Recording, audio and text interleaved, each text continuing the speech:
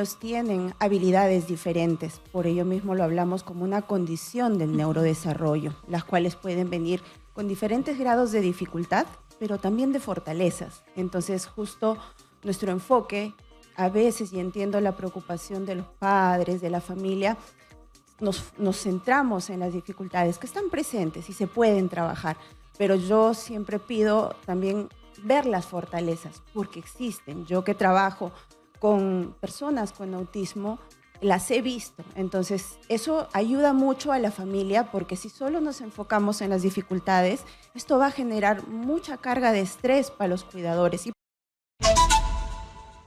Gracias, Jesús. Y le damos la bienvenida a nuestra invitada, la doctora Leticia Cornejo. Ella es médica psiquiatra e infanto-juvenil del Centro de Salud Mental Comunitario de San Borja. Hemos iniciado el programa dándole un gran abrazo a los padres y madres de familia, así que le damos la bienvenida. ¿Cómo estás? Con todo gusto, bienvenida, exitosa. Gracias por la invitación. Muchas gracias. Y también recordarle a los padres y madres que pueden llamar. Vamos a ir hablando con nuestra invitada, pero usted puede ser parte también de la entrevista, de este diálogo, a través de los números 251-9422, 7410-955 y el WhatsApp 940-800-800 para conocer sus casos. Sé lo difícil que es incluso encontrar colegios, sé lo difícil que es buscar una mirada más empática y que sus derechos sean respetados, así que vamos a escucharlos con mucho cariño y con mucho respeto. Por favor, doctora, cuéntenos en principio, como lo explicaban claramente, no es una enfermedad, es una condición del neurodesarrollo, ¿correcto? Efectivamente, esto es muy importante porque hablamos mucho de lo que es neurodiversidad, ¿no? Y estos niños tienen habilidades diferentes, por ello mismo lo hablamos como una condición del neurodesarrollo, las cuales pueden venir con diferentes grados de dificultad, pero también de fortalezas. Entonces, justo nuestro enfoque, a veces, y entiendo la preocupación de los padres, de la familia, nos centramos en las dificultades que están presentes y se pueden trabajar, pero yo siempre pido también ver las fortalezas, porque existen. Yo que trabajo con personas con autismo, las he visto. Entonces, eso ayuda mucho a la familia, porque si solo nos enfocamos en las dificultades, esto va a generar mucha carga de estrés para los cuidadores y posiblemente para las mismas personas, sean niños o sean adultos, que tengan la condición. Entonces, efectivamente, es una condición del neurodesarrollo que tiene dificultades, que tiene fortalezas, y justo para eso están todos los sistemas de salud y sistemas sociales para poder acompañarlos. Así es. Ahora, ¿cuán importantes son las terapias, no? Porque sabemos que hay niveles, ¿no? Hay personas que no pueden comunicarse quizás, pero tienen, como usted ha dicho, otras fortalezas, y hay niños que sí pueden comunicarse. Efectivamente, eso es una parte importante, porque cuando hablamos de personas con autismo, niños, adultos, porque esta es una condición que te va a acompañar toda la vida, cada uno tiene sus propios retos. Son retos individuales, entonces siempre es importante, y siempre les comento en la consulta, que cada niño, cada adulto va a tener sus propios retos, y justo para eso está el sistema de salud, el sistema educativo, para poder individualizar cuáles son sus retos. Y sí, es cierto que algunos tienen dificultades en la parte del lenguaje, algunos tienen un lenguaje, pero la parte de la comunicación social se ve afectada y podríamos trabajar habilidades sociales. Muchos de repente tienen hipersensibilidades sensoriales o hiposensibilidades que pueden afectar a su conducta. Entonces, toca identificar todas estas condiciones que pueda estar presentando dificultades en el desarrollo, y de esa forma individualizar el manejo y poder acompañarlos. ¿Y cuáles son los principales retos, no? Además de poder socializar. Bueno, como pilares fundamentales dentro de lo que es el autismo, siempre se habla del tema de la interacción social. Dentro de esto hablamos de comunicación verbal y no verbal. Lo que más salta muchas veces a la vista y al público es lo no verbal, mejor dicho, la comunicación verbal, ¿no? Este retraso en el lenguaje. Pero también se puede ir objetivando en años más tempranos la comunicación no verbal, el no contacto visual. A veces la interacción social recíproca no es similar. A los profesores, las madres que han tenido niños anteriores pueden identificarlo, ¿no?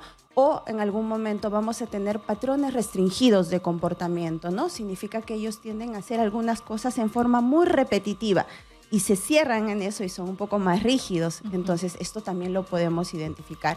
En algunos otros casos se ha podido ver que hay estereotipias, le llamamos, ¿no? Son como movimientos, pueden ser aleteos o pueden ser balanceos. Los aplausos también. Posiblemente también, ¿no? Que se entiende, y yo lo entiendo y lo explico como una forma de demostrar sus emociones, ¿no?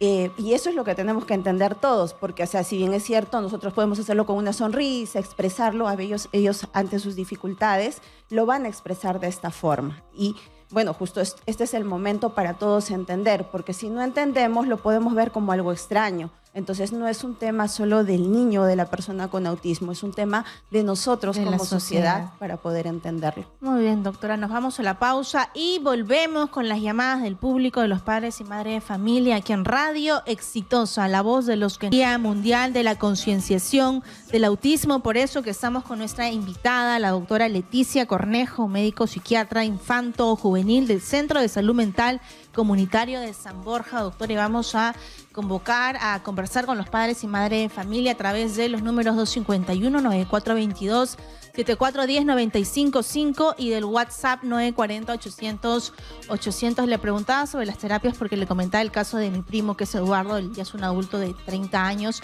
y considero que han sido pues muy buenas y exitosas. Él forma parte de la familia, está en las reuniones familiares, incluso con la música alta, baila.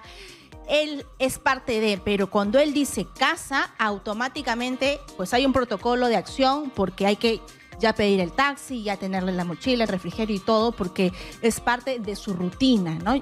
Entonces ahí es pues un ambiente para él seguro, es parte de la familia. El problema es cuando ellos ya salen de la familia, del grupo familiar, del amor y de su entorno, y ahí las miradas ya son lascivas, ahí las miradas son continuas, ahí las miradas no son empáticas.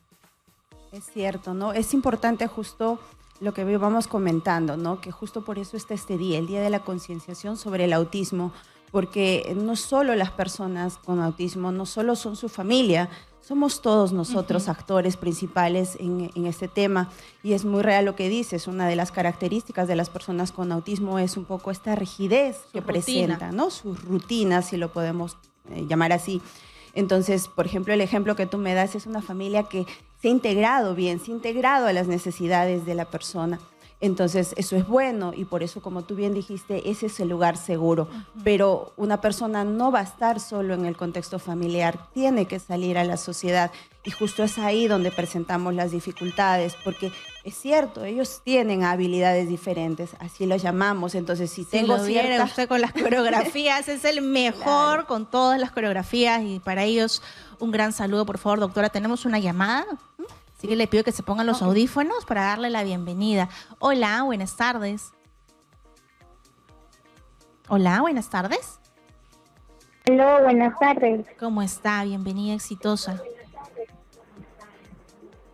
Muy buenas tardes. Mire, yo quisiera consultarle aquí al especialista, ¿no? Tengo mi niña de 9 años y bueno... Ella desde muy pequeña, siempre cuando pasábamos en sonidos fuertes de perritos o algo, siempre se agarraba y se tapaba las orejas cuando estaba pequeña. Y ahora que ya tiene 9 añitos, me doy cuenta que por cualquier bulla o discusión o algo, se tapa los oídos. Muy bien. ¿Sí? Bien. La duda de la mamita sería de repente. Entiendo, si nos preguntas si hay algún tipo de condición que esté relacionado con el autismo, ¿no? Sí, es cierto. ¿Cuál es su pregunta? Por favor, para ser claros y directos. Quisiera saber si eso también indica que hay algo en ella que quizás pueda ser evaluada. Perfecto. Muchas gracias, mamita. Agradecerle la pregunta, que posiblemente va a servir para usted y para muchas otras más personas. En realidad, en el autismo hay varios signos y síntomas que nosotros tenemos que poder identificar. Es cierto que uno de ellos a veces son las hipersensibilidades a los sonidos. Es uno de ellos, no son todos. Entonces tenemos que evaluar todo un contexto. Entonces sí sería importante de repente que si hay esta sensibilidad al ruido, está perfecto que lo hayas identificado y de repente acudas a un centro más cercano a tu domicilio. Muchas de las personas en los primeros niveles de atención están los psicólogos que tienen un contacto directo con este tipo de cuadros y pueden ayudarte a identificar si es o no algo que corresponda a autismo, o posiblemente lo deriven a áreas de medicina donde también pueden hacer la orientación y de repente ampliar más datos en relación a lo que nos estás comentando. Pero es cierto que como parte del cuadro del autismo hay esta hipersensibilidad a los sonidos, pero también comento que muchos de los pacientes que a veces hemos visto, o muchas personas o niños con autismo, no la presentan. Entonces hay que evaluarlo, pero es importante que lo hayas identificado y hay centros de salud cercanos al domicilio para que de repente te puedan ayudar con esa duda. Muy bien, vamos con la siguiente comunicación aquí en el consultorio para padres de Radio Exitosa. Los escuchamos. Hola, buenas tardes. Buenas tardes. Habla de Trujillo. ¿Cómo está? ¿Claro? Cuánto gusto. Sí, Trujillo. Mire, tengo un caso. Yo tengo mi hijo de 5 añitos. Es de autismo no hablante. Mi molestia mío es, como también que escuchen, como es una radio exitosa, lo que son la presidenta, como también el Congreso, que están sacando varias leyes. Quisiera yo también saquen una ley. Yo dejé de mandar a lo que es a mi hijo 2 años al jardín, porque no están capacitados las señoritas, las directoras, lo que es y las profesoras capacitados para esos casos, ¿no? O como también hay varios casos que están presentando a nivel nacional y uno es delicado, ¿no? Quiero que el Estado pongan esto como también los congresistas con ese proyecto de capacitar a todas las entidades educativas sobre este caso. Y tuve no llevar a mi hijo 2 años. ¿Por qué? Porque le hicieron bullying. En una forma de directora, nos dijeron a nosotros que teníamos que contratar a un personal sombras para que le pueda ayudar, y viendo personales ahí practicantes o viendo otros que lo podían hacer, ¿no? Esa es mi inquietud, que ya debemos ver la manera de esa solución. Y yo creo que varios padres de familias en este momento me están escuchando a nivel nacional y hay casos iguales. No a la marginación, porque el niño no habla, es una condición, no es una enfermedad. Yo tengo, nuevamente lo repito, un niño de 5 años y tuvo que mandar recién en este año de 5 añitos para que le pueda aceptar. Hizo una denuncia grave a la directora para que pueda hacerme caso. Y eso no debe pasar, ¿sí? Por eso es mi punto de vista. Yo creo que varios padres me están escuchando y le van a agradecer que el Estado y el Congreso pongan esto, más educación, preparación a los mismos profesoras de primaria, inicial y como de secundaria en Perú. Gracias por su valiente testimonio, muchas gracias por visibilizar este problema que tienen casi todos los padres de los niños con autismo, doctora, y es el problema en el colegio. No solo por el bullying de los niños, sino de los propios padres de familia, que muchos se juntan para exigir que saquen ese niño del colegio porque, entre comillas, y lo he escuchado, están retrasando a los demás niños. Y eso es un acto de discriminación. Efectivamente, qué bueno, sí, agradecer de nuevo al papá por haber comentado todas estas dificultades que, como él bien lo dice, lo presentan él, lo presentan muchos padres, yo lo escucho constantemente. Y bueno, el propósito de lo que me estás comentando es cierto, por eso decía, nos toca empaparnos, esto es para nosotros como sociedad. Y yo lo escuché alguna vez también que me lo comentaban los papás, y en algún momento me tocó conversar o hablar justo con algunos otros padres que hacían estos comentarios. Y en realidad los niños no están retrasando el aprendizaje. Yo lo que les comenté en ese momento es que están enseñando a sus hijos, porque yo creo que a nivel cognitivo tenemos que aprender muchas cosas, académicas tenemos que aprender, pero ¿dónde está la parte emocional y dónde está la parte de la empatía que se está perdiendo mucho en la sociedad? Entonces, justo este sistema inclusivo hace que los otros niños puedan ver que hay diferencias y que con nuestras diferencias nosotros podemos estar juntos, crecer y desarrollarnos juntos. Y cada uno aporta al otro, nadie le está quitando nada al otro. Entonces, es válido, que bueno que lo haya comentado el papá, y entiendo que es complejo todo esto, es todo un sistema. Nosotros somos salud, educación, están varias áreas involucradas. Al respecto, al menos desde lo que yo sé del centro de salud, y pues vamos viendo las políticas que están habiendo, y los mismos padres que son justo los que nos van comentando, es que ahora están ingresando psicólogos, o sea, hay una norma para que haya un psicólogo en el colegio. Entonces esto es como un avance, no es suficiente definitivamente, ¿no? Y también está el personal SANE, pero lo real es que la demanda supera muchas veces a la oferta que se puede tener, ¿no? Y se ven estas dificultades que seguramente se van a seguir tomando en cuenta y trabajando. Así es, doctora. Así que padres y madres, los escuchamos aquí en Radio Exitosa, la voz de los que no tienen voz. Hola, buenas tardes.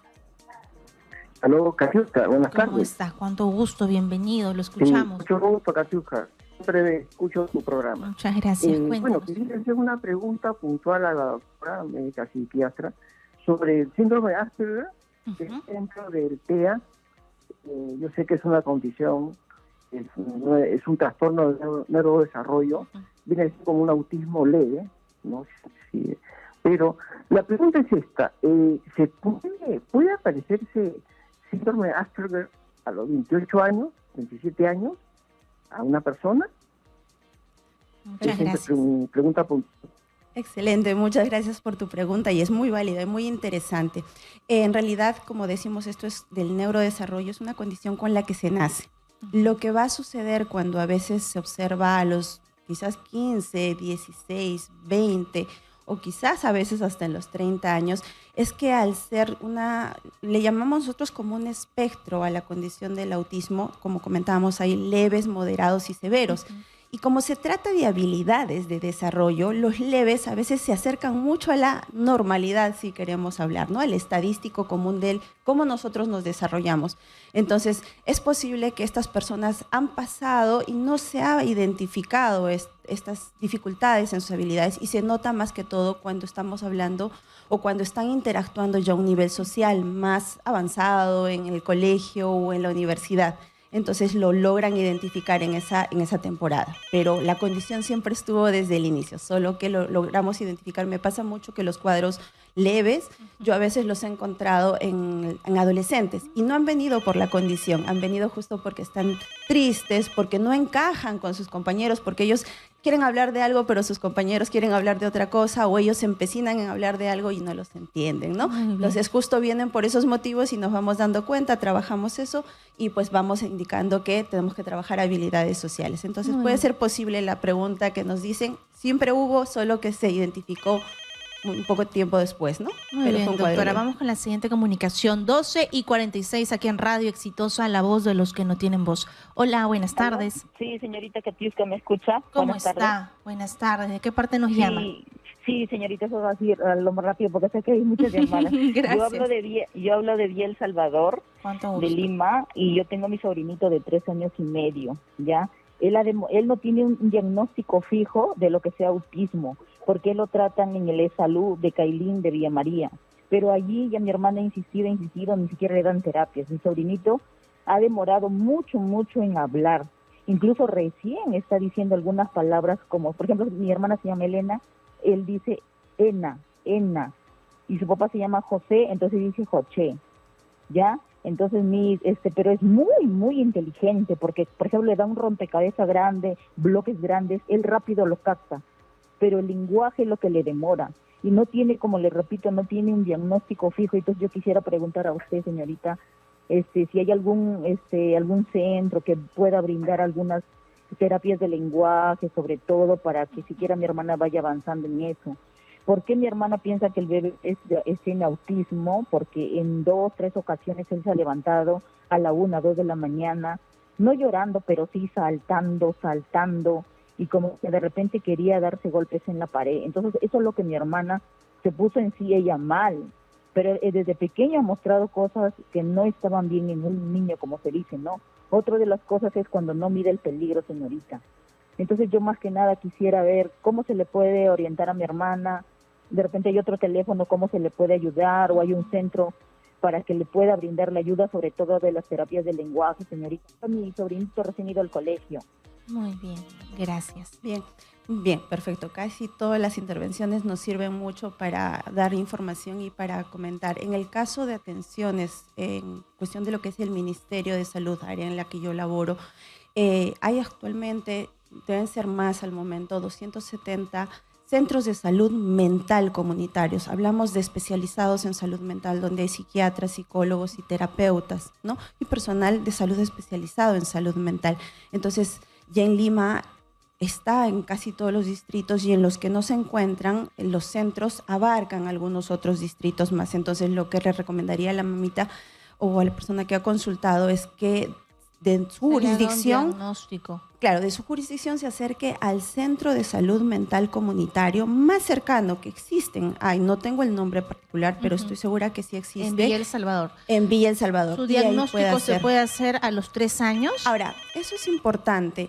Desde los 18 meses, se dice en adelante, se puede estar haciendo diagnósticos, pero lo importante acá no es el diagnóstico, es la detección de las dificultades que pueda tener el niño, porque el diagnóstico puede esperar, porque es evolutivo, es en el tiempo, pero una vez que detectamos algunas dificultades en el desarrollo, nosotros ya podemos ir interviniendo. Entonces, si ese niño tiene dificultades en el lenguaje, ya podemos ir interviniendo en esas áreas. Entonces, la detección temprana, esto que dice la mamita, que acuda a un centro y se empieza a intervenir, es importante. El diagnóstico a veces no es en la primera consulta. El niño de 18 meses, 2 años, es muy pequeño, pero lo podemos ir evaluando en el tiempo, más las intervenciones no están esperando un diagnóstico. Las intervenciones están en base a lo que detectamos en el momento. Si la mamita me dice no está hablando, trabajo en eso. Si me dice no se relaciona, trabajo en eso. Entonces no se retrasa la intervención por el diagnóstico. Es así como se trabaja en todas las áreas del Ministerio de Salud. Muy buen enfoque. Muchas gracias. Hola, buenas tardes. Aló. ¿Cómo está? Buenas tardes. ¿Cómo está? Buenas tardes, Katiuska. Qué gusto volver a conversar contigo y qué buen tema. Yo conocí un pequeño autista que la mamá, yo felicito a todas las mamás porque yo les puse mamá canguro. Paran con sus niñitos desde pequeñitos, los tienen hasta grandes. La cosa es que ella lo único que pensaba es que su niño tenía que aprender a hacer cosas para él mismo. Amarrarle los zapatos, ir al baño, todo. Imagínate, ella dejó de trabajar por estar con su hijito. Lo más grandioso fue de que el niño logró todo. Luego vi una película muy bonita donde la mamá también era igual, se logra cosas con los niños, sino que antes no se sabía los grados. O sea, hay niños que son al extremo, ¿no? No hablan o hacen ciertas cosas repetitivas, ¿no? Pero en el caso de algunos, no. Algunos ahora que yo trabajo en un centro, ya me dicen, no, es súper hiperactiva, muy movida, no sé caso, y ya piensan que tienen rasgos de autismo. Entonces, eso es muy importante que informen, porque inclusive yo, ese tiempo que yo vi a este pequeño, él iba al colegio Sullivan.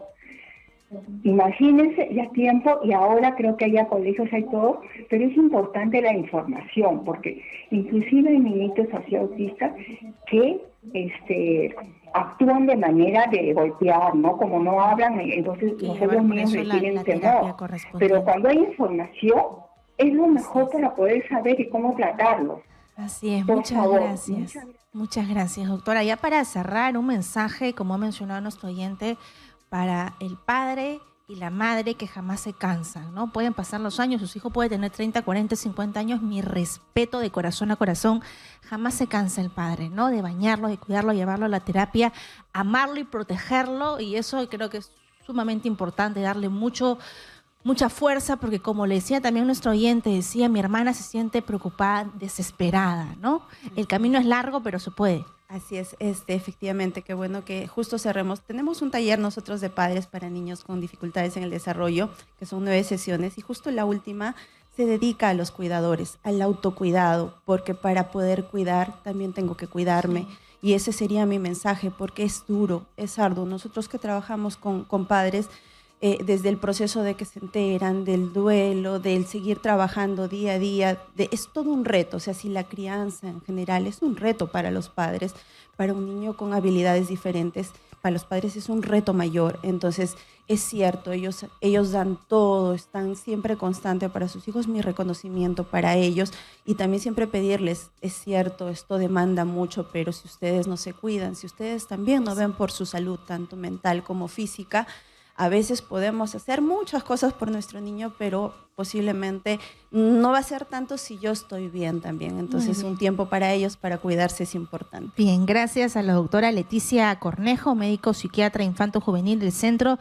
de Salud Mental Comunitario de San Borja. Nos vamos ahora hasta San Martín de Porres con nuestro compañero Jesús